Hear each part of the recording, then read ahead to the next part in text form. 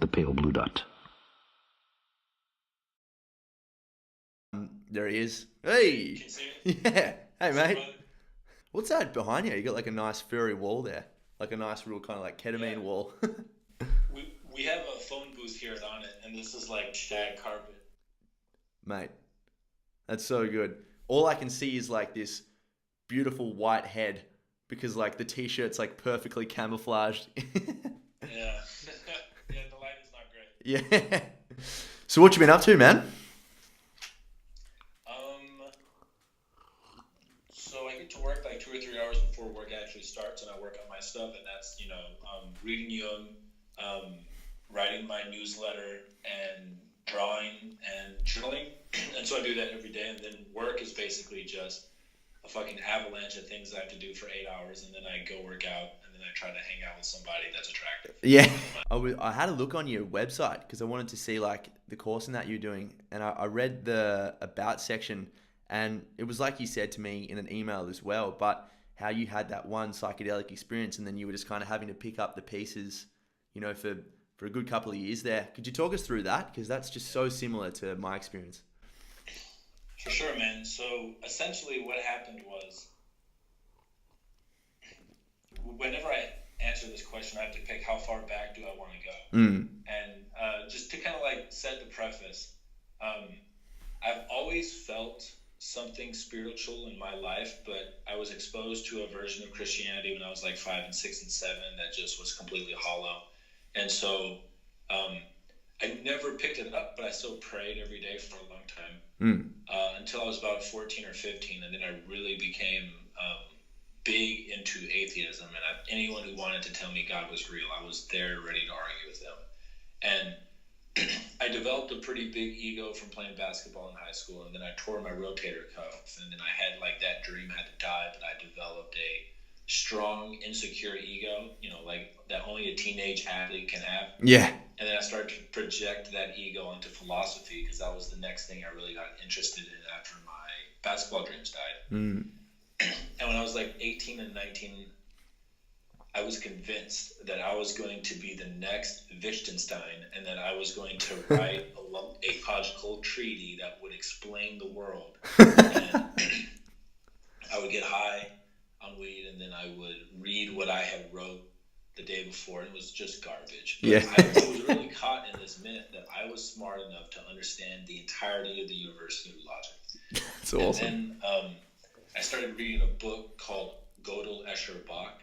And then after I got through the first 2 or 3 chapters, I did 5 grams of mushrooms, and just the epiphany that is going to sound like duh now, but to my 19-year-old self, it was world shattering. Was that thought is a subsection of reality and can never encompass the entire thing, and that logic itself, this is something I learned from the book Gödel, Escher, Bach, is that logic itself must refer to logic to validate itself. And so in a mathematical sense, it's inconsistent. Yeah. And like that kind of just, on 5 grams of mushrooms, that just completely destroyed the God that I was trying to build for myself, because my God then was logic. I thought I could understand everything through logic. And so that fucked me up for like 2 or 3 years because I hadn't developed any of my other conscious senses. Like I had not developed my ability to perceive my own feeling. I didn't have a connection to my intuition, and I wasn't good at just being. My only function that I had developed was thinking, and it just And it took me like 3 or 4 years of, really, it was probably about 1.5 years of like borderline. If I had been taken to a psychiatrist between the ages of like 19 and halfway through 21, I would have probably been diagnosed with borderline personality disorder. Yep. And I read a couple of books, and the books helped me, specifically Prometheus Rising by Robert Anton Wilson. It helped me pull the pieces together enough to then, when I had found a woman woman that I was starting to fall in love with, I allowed myself to fall in love. And as anyone can attest, if you're a man and you're going to love a woman, you can't just live in logic. And so the invitation to actually be in a relationship and show up helped me to develop my feeling capacity. And then a couple of years later, I started journaling, and then that helped me develop my intuition. And now I feel like I'm starting to draw again. I used to draw as a kid and I stopped. That's helping me develop that fourth sense. That's like your ability to just perceive reality. You know, Jung calls it the sensing function. And he thinks that there's only 4 ways that the consciousness can interface with reality. And it's thinking, feeling, intuition, and sensing. And so my only God for a long time was thinking, and then it crumbled, and I had to develop these other 3. Fuck, man, I love it. And the reason I love it so much is because like 98% of it is the exact same with me. Like, I don't know how many grams of mushrooms my mate and I had when I was 18, but it was the worst trip of my life because I was not prepared for it in any way, shape, or form. I was holding back, you know, and you can't, obviously, you know, you're going down a waterfall or whatever you're going down, and it's like, hey, like, either you're going to walk with me or I'm going to drag you down this motherfucker, you know? Absolutely. And the visions and the things that happened in it were the most beneficial thing that ever happened to me, no doubt about it, as we all know. But at the time, it was just a complete manifestation of all my little insecurities. And you, with the philosophy idea, was me wanting to play AFL, which is like the American NFL, you know? And that kind of all happened. So that was kind of like beginning to bubble up to the surface, and that it took those mushrooms for me to start to kind of feel that. And then 21, 22, I got cut from a team that I really wanted to play in. And then all of these mental health issues just boiled in through OCD, panic attacks, you know, all these things that, again, like yourself, I used reflective writing and journaling, which is what I used to do as a kid. I used to sit around and draw mazes as a kid and just write. I found a book that I was reading to my partner when I was 10 years old about this kid who had depression. I was weird. I was writing about me. But do you still have the journals that you were writing? I feel so that there was one journal that was my when I really got into journaling, and I was like, I'm going to do 3 pages every day until this entire thing is full, and I did it every single fucking day like it was a religious act. I still think I have that journal, but then I have a bunch of journals that I'm really big on not saving things. Like, I have this belief that like it's in me and that I don't need to save the actual thing. So I burn through journals and I just throw them away. Oh yeah. But I think I kept that first one because it feels sacred. Yeah, of course. Yeah.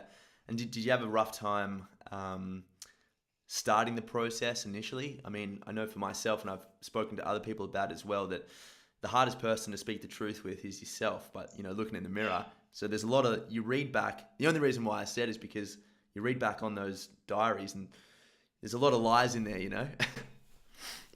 Absolutely, man. I think that that's a great point. I think that the most healing, why journaling can be as healing as it can be when it's as healing as it can be comes down to how honest you are with yourself. I think that's where all the healing happens. And for me, my journaling experience was kind of unique. Essentially, me and the girl that had helped save my mind, that I fell in love with, we had broken up, and I had a super severe back spasm, like to the point where I couldn't walk for like 4 days. Shit. And it was 2 days before she left. Like, our quote unquote breakup was when she moved out and went to a new school for college. Right. And I bought The Artist's Way. I don't know why, but I bought it. I saw it on Tim Ferriss's podcast, and I can't remember why I bought it. But I was like, I'm going to buy this and try it. And I started to read it, and it hit me at the point in my life where I was like, I'm willing to try anything to help my back. And so I started writing, and it was one of those things where it just started, and then I did it completely. For me, yoga and trying to meditate have been things that I've known I wanted to do for years, and they're really hard to get down. and I've gotten meditation down, and I do it daily. But now my yoga thing is like, I've been trying to make that consistent for like maybe 7 years, man, and I still don't have it down. But for journaling, it just clicked. Yeah, for sure. It's good, and I wish it was. It's funny. People say they can't meditate or that they can't write, and you just want to be like, man, like it's so extra important for you then. Like it's so good to be able to do it then, and you see the results. I think it's who's that psychologist that you told me about who's actually doing some studies on it. He's in Texas as well.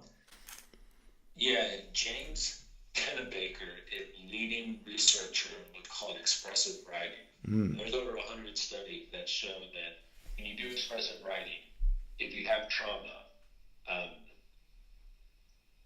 and you do the expressive writing, dozens of metrics that measure physical and psychological health improve. Like it's inarguable. Do you know is there a good way to explain to the listeners why that is, just apart from kind of what we said for the layman before? Sure. Yeah, so a way to think about it is your consciousness is like a internet browser on your computer. And any idea that you have in your mind that you have to act on is like an open tab. And most people have like 50 to 100 open tabs on their browser. If you have trauma from your past, your consciousness, what it's doing when it brings up that memory, so like you try to fall asleep at night and that stillness and that darkness comes and you continue to think about a thing that's happened in the past, your psyche is essentially asking you, give us a plan of action that if this happened again, we would know how to act. And the way the conscious mind works is that once you have that, it's like you close that browser. But the thing about trauma is it's like having an open browser that's trying to play a high resolution video, so it just eats up even more energy than a normal open loop. And this energy requires resources from you.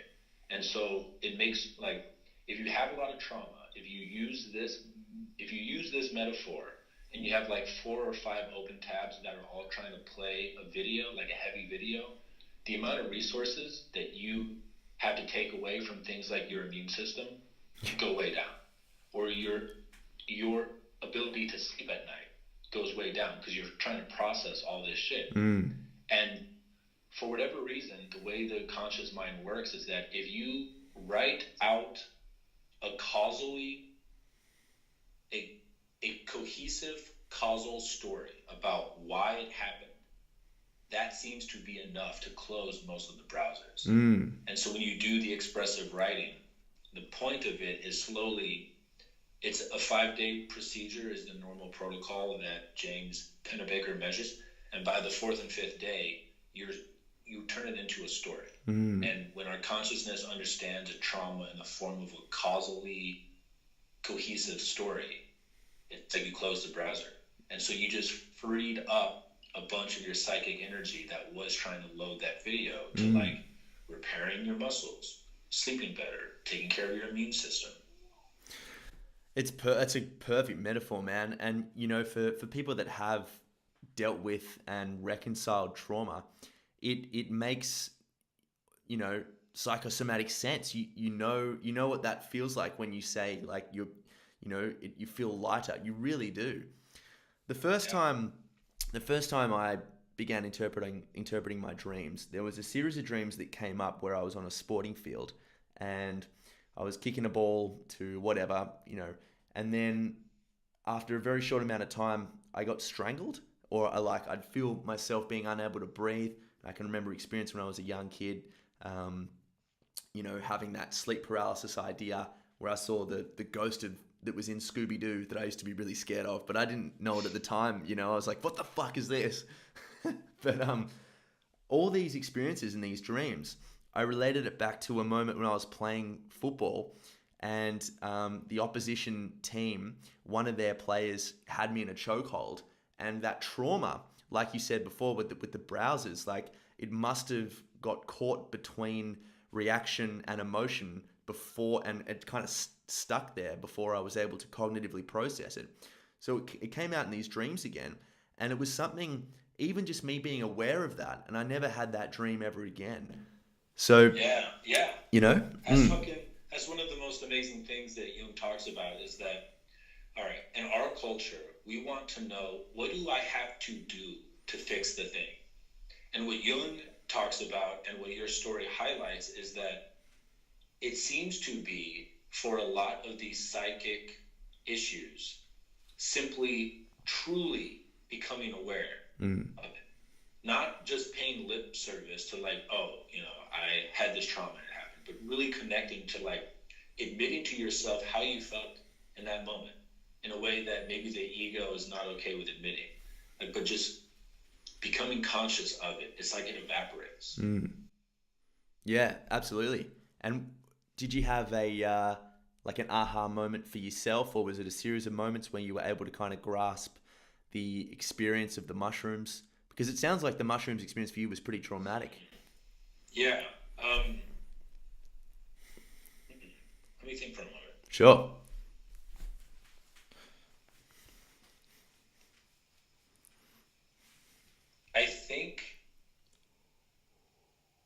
I don't remember a specific aha moment, but I know that the book that I read after that experience, that at some point during that book I had the aha moment.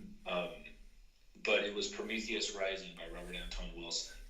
And essentially the idea was, I can never know, like capital T truth, and that's okay. And then I found the philosophy called pragmatism, which is now what I feel like is my metaphysical stance on all of this. But I don't remember an acute moment, to be honest. It was more of a slow, gradual, like my entire Lego castle got wiped out, and I slowly, over the course of 2 years, rebuilt a new castle that was stronger. Yes, exactly. And it's more of a, you're building a castle that almost doesn't matter. Its foundation is predicated upon the idea that it doesn't matter how many times it breaks apart and it falls down, because that's not the point of it standing. And I think that that's the big thing. I think that's a huge insight about the true medicine of your first bad trip. Is that before that bad trip, you think you have one castle and you have to protect this castle. What happens after a really powerful trip is you are the thing that makes castles. Yeah. And your castle can break over and over, and once you see that the first time, it completely changes your life. You're like, oh, I'm a castle maker. Yeah. Whoa, okay, so I don't have to be attached to this castle. I can just, for fun, try to create the dopest castle. And if my castle breaks down, it means I didn't make a good one. I can do it again and again and again. Oh man, that's so true, isn't it? It's so true.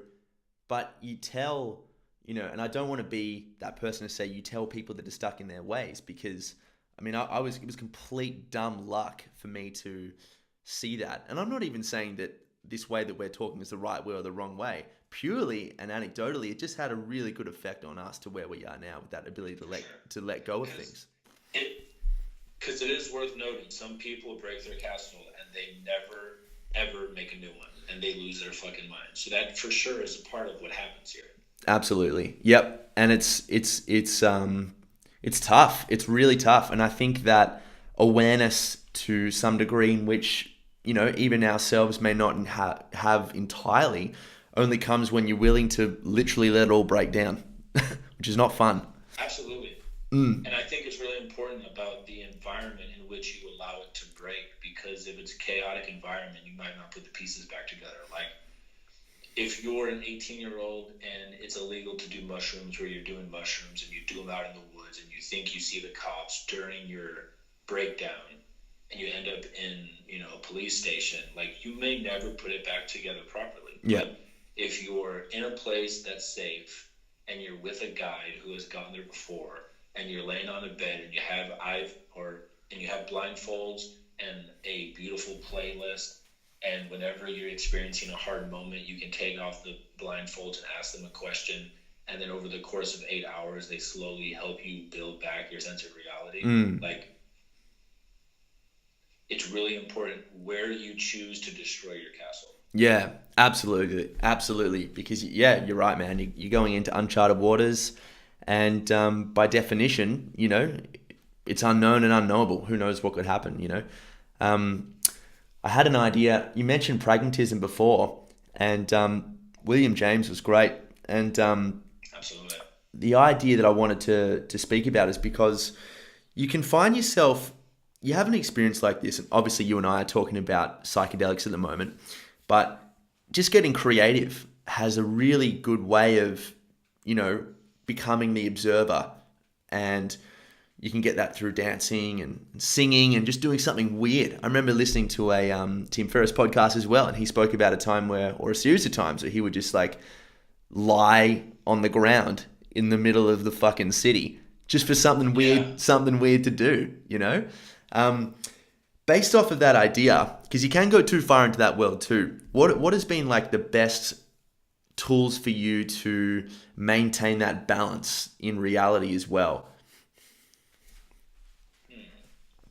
I actually just talked about this on a podcast yesterday. I think the two most powerful things that I have found that regulate me between, this world and quote unquote that world, like the world of the imagination and dreams, synchronicity and psychedelics and all that stuff is try to be in truthful, loving relationships with a tribe of people that you trust and respect.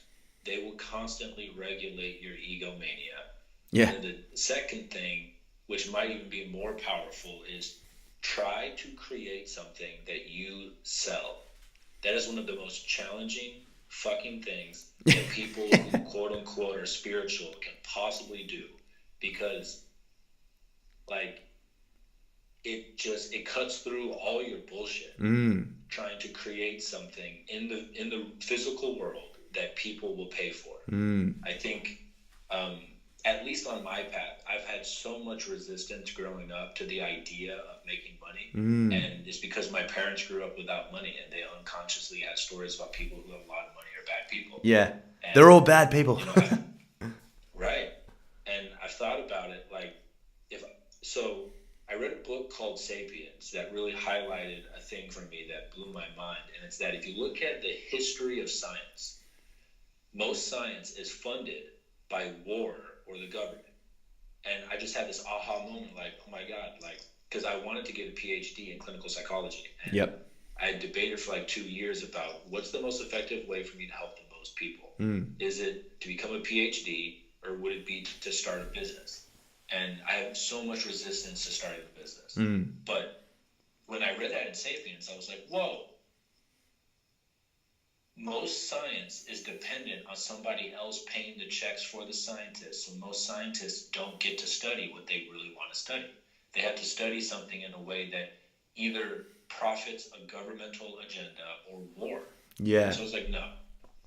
I'm going to learn how to run a business, and I'm going to use the profits of the business to fund my research in whatever way I want to do it. And it's going to be insanely hard. But I think that trying to create something that people will buy will just cut through your bullshit. But that, like, if you think that you're enlightened because you did mushrooms, try to sell something. If you think you're enlightened because you did LSD, try to love a partner in truth. Like, it'll just cut through your shit. It's so true. And it's another good one with that is, if you think you're enlightened, try to spend Christmas with your parents. Absolutely. Yeah, it's fucking... It's brings you down. Oh, man. I know. And I think it's worth mentioning what you mean by truth as well, with the capital T. Did you want to go into that a bit? Yeah. So I don't think you can know what capital T truth is, which is basically, how I understand it, is truth without the human bias. I think that, but when you're in truth in a relationship, it's basically to the best of your ability to articulate what your truth is, to articulate that truth. And an easier way to say it is, don't consciously lie. Like, most of us don't know what truths are because we don't know ourselves, and we're in a constant process of trying to understand ourselves. So our truth is always evolving, but we know when we're lying. We know when we lie. And I think one of the most powerful self-development tools you can pick up is to make a promise to not consciously lie to any of the people that you love. Because, like, if your partner does something that makes you feel insecure and you feel shame about feeling insecure, like, those are two truths that you need to bring up. Like, I feel shame for the fact that you hugging that guy at the coffee shop made me feel inferior, but I feel like I need to tell you that I felt that, and that I know it's not your fault. I know it's my projection, but that's my truth. And then you guys could have a really good conversation instead of kind of being unconsciously cold to her for like 12 hours and her not really knowing why, and then her trying to play catch up in some weird game where you're like, well, I was wounded, so I retreat, so you have to grovel at my feet energetically, like, fuck that. Yeah. And it's you're right. I was about to say, pardon the pun, and it's true. But the thing about that is, and possibly why it's so hard, is because it demands the utmost degree of personal responsibility. Because when you say it like that, and you say, hey, when you did hug that dude at the coffee shop, you're saying, and you have to say it like this, that it is my projection. It's got nothing to do with you. So the next 4 hours that you and I are talking, we're talking through my shit. And that's hard, man. It's fucking hard. Yeah, absolutely. And that's why it's important to find a dance partner, a partner who is willing to accept that agreement at the beginning. Like, whoever I date, when I do date them, that's going to be like our number one talk. Like, on day one, even before we get the appetizer, it's like, hey, if you're about this, this is the agreement that I will make to you, and that I will only accept this dance if you agree to this too. Yeah. Always lie. Always, just beat around the bush. Always. Oh, it's good. And there's that, what was that book I was reading? It was a Carl Jung book. It was the second book that I read by him. Can't remember what he said, but he related the idea of truth and love to the anima and the animus, the feminine, the masculine, the feminine. And he said that there were two actual Greek ideas. It was the logos and the eros, or something like that. I can't remember. Whoa. Yeah, I'm getting goosebumps. Okay, so the anima is love, and the animus is truth. Anima is the feminine in the masculine, which is the love. Yeah. And then the animus. Ooh, that's dope. I know. It's good, eh? So, wow, I love that. For each of us to build ourselves psychologically, we have to, for men, resonate with the feminine. And then, obviously, the women have to resonate with the masculine inside of themselves. And it's so true. Like, I mean, at least for the most part, for me, before playing football, even when I was trying to play football, I was obsessed with learning everything and understanding the intelligence behind these things and practicing the game to the extent that I could logically. I had no concept of emotional intelligence. It was a load of bullshit. And then you see on the other side, at least from what I've experienced with talking to, some of my friends that are chicks, and this could be entirely just from my experience, but they resent that need almost, or that drive to pursue things that require that masculine essence almost, It's amazing how he was able to write this. Yeah, and what kind of blows my mind is I think I've read that somewhere, so this might be a form of crypto amnesia, which is basically where you read something, forget that you read it, and thought that you came up with it. Yeah. My name is Carl Jung. Exactly. It's that my two highest values, like my ethos, is to be in truth and to be in love. And the fact that he found that those were the two core pieces of the yin and yang of the anima and animus. Like, it's like seeing a beautiful math equation that explains a force of nature. I'm like, oh yeah, that makes sense. Love and truth. It's almost like seeing a beautiful maths equation that explains you. You see this thing and then at the very end, it's like a perfect like portrait of your face, and you're like, oh my God, I understand how those numbers coincide with my massive nose. I get it. Same. Yeah. I knows what you're saying. Yeah. Oh, very well played, sir. Very well played. And so, tell us about the business endeavors. Then, what are you building? What are you thinking? Yeah. So my life mission is to create the most empirically effective psychological systems for treating depression and anxiety, and I want to create them in such a way where if I were to die, they would still work. Mm-hmm. So it's about, right now, as I understand it, it's about making online courses. Yep. And I want to make them in such a way that when they're done or perfected, they will be clinically studied and compared to the type of interventions we have now that have a success rate of like 40% if they're lucky. And ideally, I want to create like an online university that has a whole bunch of courses that if I died, it still heals people. Yeah, I love it. And more people looking towards the online thing too? Yeah, for sure. Yeah. I think, so there's this thing, I forget what the term, or it's called bibliotherapy. And there's actually been scientific articles that look at, there are some books that when read and when done have a higher success rate at reducing depressive symptoms than standard interventions. And the moment I read that, my fucking brain went off like a Christmas tree. Like, that's possible. And the thing about that is that's scalable. Like, if I put together the right sequence of words and videos, that could potentially help 1 million people, like, potentially. But if I'm only talking to a person in a room one by one, over the course of 10 years, I maybe talk to 200 people. Yeah. Like, that is not the best use of my finite time on this planet. So I want to learn the whole business of, like, how do you create all the infrastructure to have a course online? Like, you have to fucking host a website, you have to build a website, you have to create the backend, you have to get the hosting platform for the course, you have to get a coder to make sure that if shit breaks, they can go in and fix it. And it's going to be a lifelong thing. And because I have a very full-time job on it right now, like, I'm just exploring the pieces of what this will look like on the side. But I know that's where I want to go. And man, it couldn't come at a better time.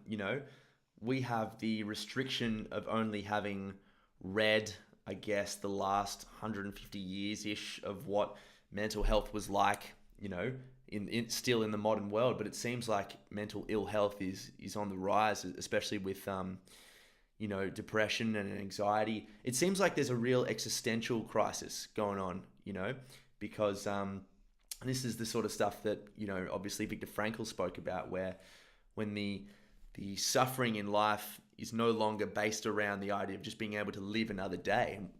When everything becomes meaningless, because at least in the Western world, because everything is just so available, what is it that we're supposed to be doing? And people are going nuts.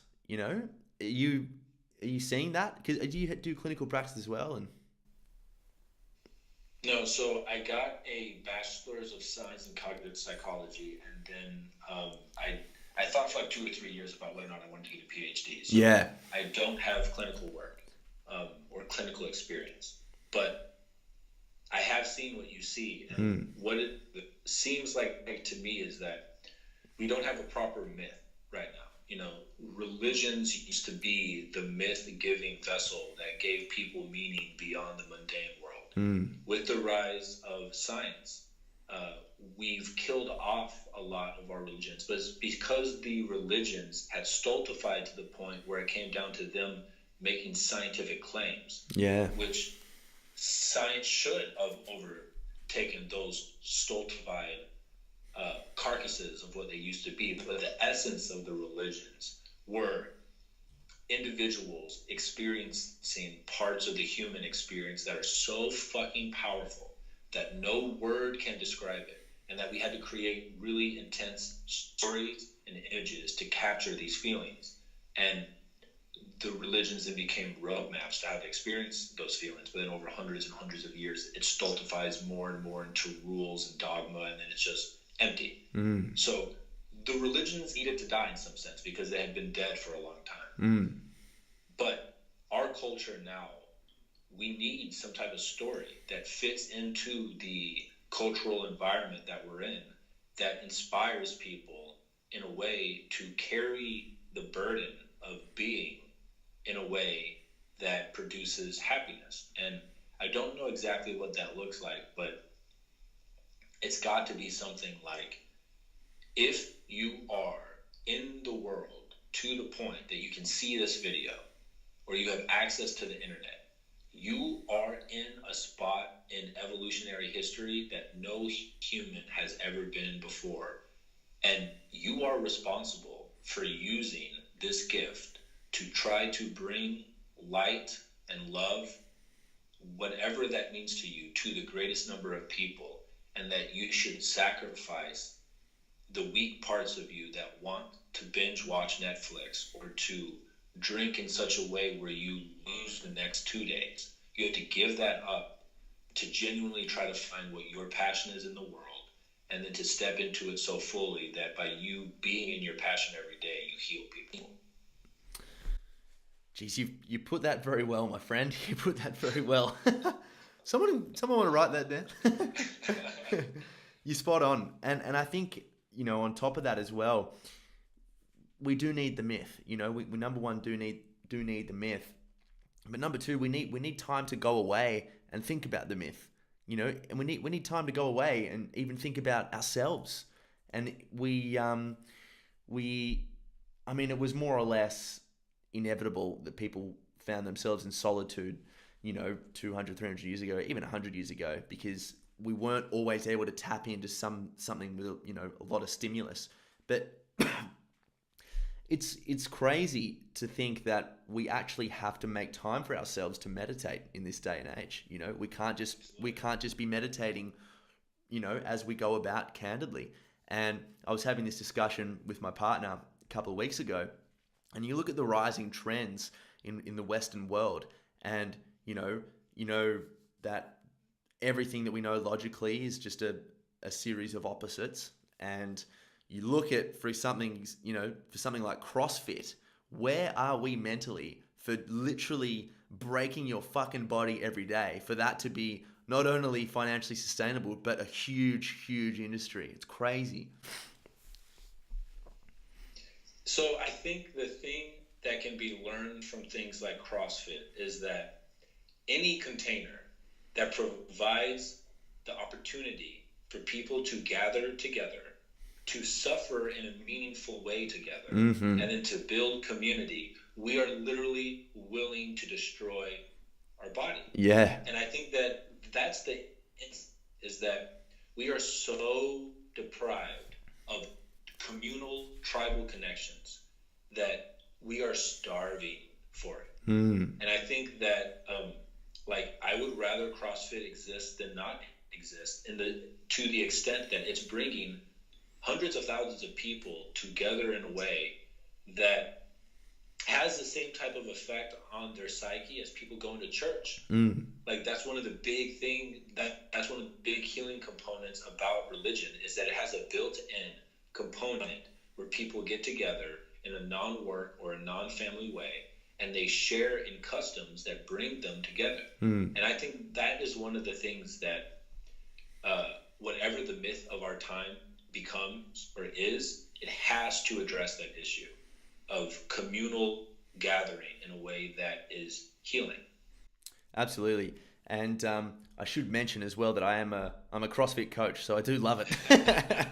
I do quite enjoy it. It's good fun. And so what are some of the stuff you're working on then at On It? What are you building there?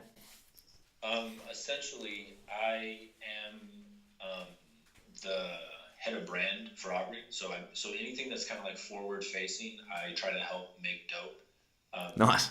And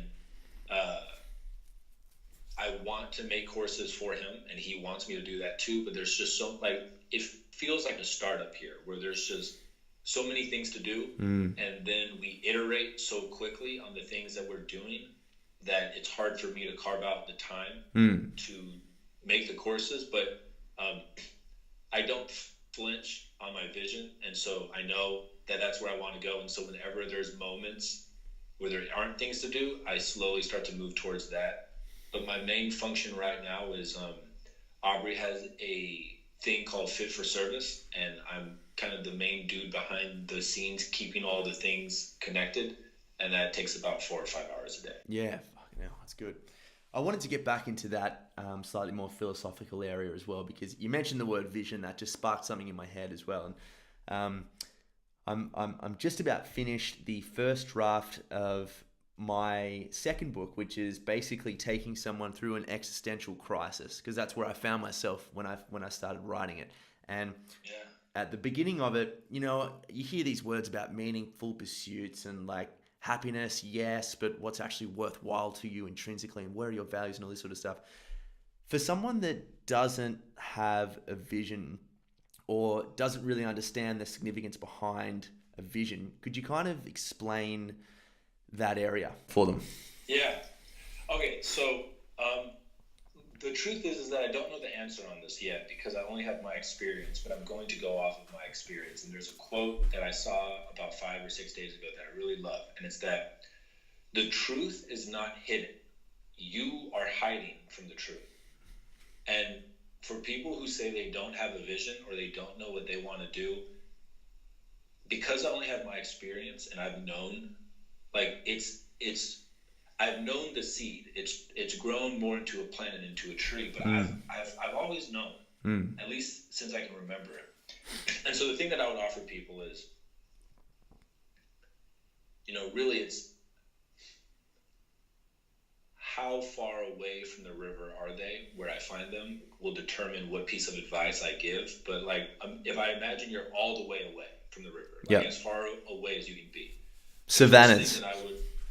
Savannas, like desert. In the middle of the desert. Yeah. The first thing that I would offer is I would teach them how to meditate just enough so they can start to see that there are other things happening in them. And it's that you have an ego, you have a thing that watches the ego, you have a personal unconscious, which are all the things that you could bring into consciousness but are currently not in consciousness. And then you have a true unconscious that you don't have direct access to, but like it makes sure that your cells reproduce and that your heart beats. Like there's a huge thing inside of you that isn't you. And then I would try to help them begin to discern between the ego and the intuition. And I personally believe, I don't know if this is true, but that the more honest you are with yourself and with others,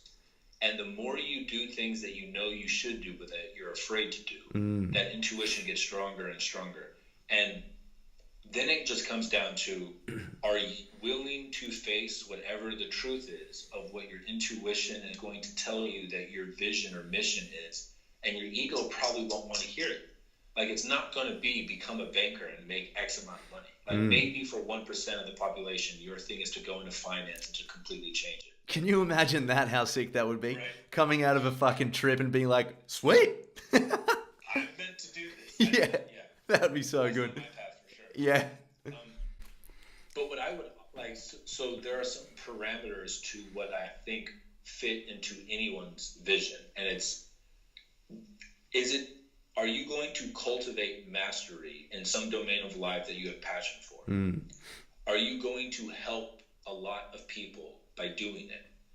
And is it going to require you to work hard for the rest of your life? Yes. Like, I think it's going to have to fill each of those check marks. And I think anyone listening, if it really comes down to, do you want to hear the truth? And if the answer is yes, like sincerely sit down with a piece of paper and write, what is my life's purpose? And really fucking mean it. Like, be willing to hear what comes up. And I'm willing to bet my lunch that I'm about to eat after this, nice, that if you write until the end of the page, you are going to have enough clarity to know what to do for the next year. Absolutely. And they don't have to be very, very philosophical things. They don't have to be very, very big things. You're exactly right. You can write down, you don't figure out that vision, you know, after a page, but you may figure out exactly what you know you need to do for the next 3 days. It's like, fuck, look, it's obvious that I just have to go and apologize to my mum because I'm feeling really bad for the way I treated her. Exactly. And a metaphor that I would offer to bring clarity to this, because every time I bring this up, the person I'm talking to has a response like you, which I think is accurate because I give off a false impression, is that it doesn't have to be big and you don't have to know all of the steps. The way that I think about it is like you're in a dark forest and your intuition is like a beam of light that comes out of your chest and it might go 8 feet. The more you act in accordance with it, which I believe is to be in truth and to do things that you're afraid to do and to act and to go where it points, you get stronger. And you might only see 8 feet in front of you. And once you get 8 feet, it might turn right. And you turn right. And then it turns left. And then you turn left. But the more you act on it, it's like it gets stronger and stronger and stronger. And maybe after 4 years of you doing this, you have a floodlight that's bursting out of your chest where you can see the mountain 4 miles away and you know that's where you're going. But be willing, like, the thing is like, I told you what my vision is, and maybe my intuition a year from now is like, hey, dummy, nope, this is what you needed to believe it was to get to this point, but now it's this. And it's like, I bow to the light that's shining the way, as opposed to where my ego wants to go. Absolutely. And you said it, that visual representation of vision is so lovely, because you may be feeling so on the ball with it that you can see those mountains just outside that transcend the forest, but that vision is taking you through that forest. It's not as though when you find your vision, you're like, everything's la-di-da. In fact, it's almost like, it's like there's more and more suffering because you see the shit that you have to go through in order to get there, you know? And you mentioned another good idea there where it was like, do the things that you don't want to do. But they offer such good insights. They're the biggest lessons, you know? That's what fear is, really. I do think that is probably that is the one thing that has most changed my life in the last 2 years, is that when there is something to be done that I know is good for my growth, that I can feel I don't want to do it. It's one of those things where it sucks if you haven't built the habit of doing it, because 100% of the time, on the opposite side of that, I'm glad I did it. Oh, yeah. It has yet to happen where I did the thing I was afraid to do, but I know I shouldn't have done, where I didn't feel good that I tried it afterwards. It hasn't happened yet. And it's like, if you think of your life as a sphere, that's the border of the sphere is your fear. And any time that you move beyond it, it's like you make the sphere slightly larger. It's because you did the thing that you were afraid to do. There will always be things that you know you should do that you're afraid to do every single fucking day. And if you do it, your sphere of the known grows. And it's just, you know, it's just how you become doper. Yeah, so true. And it's not even a spiritual thing to say. Like, much of our evolution is predicated upon this idea that we are, you know, primitively a scared species, and that facing fear has broadened our ability to know more knowns. Absolutely. So it's weird, man. It's before I started doing this type of living, fear was a thing that I instinctually like, oh, okay, I move away from. Yeah. But it's actually like, it's the GPS. It's showing you exactly where the growth opportunities are. And fear and danger are different. And there's someone who has a gun pointed at you. That's not the fear that I'm talking about. Yeah, shoot me, man. It'll be good for my growth. Exactly. Do not do that. Yeah. But the type of fear that I'm talking about is like, there's a beautiful woman that's making eye contact with you, and I'm terrified of going up there and getting rejected. Go do it. Absolutely. And see what happens. Get rejected. And enjoy it, you know? That's the way to do it. And the thing that I want to also articulate is that just because you do the thing that you're afraid to do doesn't mean you succeed. But the success for me is that I did it. Like, there are plenty of things in the last 2 years that I was afraid to do, I tried to do, and I quote unquote failed. but I feel good anyways because I did the thing. I tried. Absolutely. And you begin to see, there.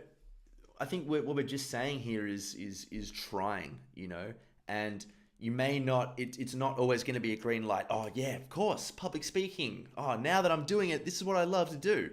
It may not be like that at all. It may hardly ever be like that. But when you do public speak, you'll be like, oh, I'm so pumped that at least now when I say no to the next speaking engagement, it won't be because I'm fucking scared. It'll be because I actually don't enjoy it. Absolutely. I know. Public speaking for me, I had a panic attack whilst I was briefing a bunch of CrossFit members at my old gym that I used to work for. This is when I was really picking up the pieces of the puzzle. And I had 2 panic attacks actually within about 3 weeks. And then my amygdala just went bang, right, hold this fear in for good, And it took a lot of work for me to be able to, even visualizing public speaking for me now is still kind of riffity, but it's very meaningful now because it's, that's where the fear is. A thing that I would offer, so I know I'm going to get to a point in my life where I have to do public speaking and it terrifies me. Yeah. But I read this in a book and it really resonated and I know I'm going to do it. And it's where the moment you go up on stage, you close your eyes and you start to note the feelings that you're feeling as if you were meditating alone. And so it'd be like, my hands are sweating. I feel fear in my stomach. I can feel my mind starting to think about what if I'm not good enough. And you just start going through that. And I read a story about a guy who went up on stage and was having a panic attack. And he learned this way of noting his feelings when he did Vipassana. And for like 5 minutes, it took him 5 minutes. But he was on stage and he closed his eyes and he had to work through it for 5 minutes. And he opened his eyes and everyone in the crowd was crying because he stood up there in his vulnerable, naked truth and just non-judgmentally articulated all of the feelings and emotions that were arising in him. And I think the reason why people cried is because it's the number 1 rated fear. Yeah. Is public speaking. And why is it that terrifying? And if you think about it, I don't know if this is true, but this story has stuck. And it's that if you think about us as an evolutionary animal, when would you ever be speaking to a crowd? You were either the chief or you were basically being confronted and judged about whether or not you should be exiled. Yeah.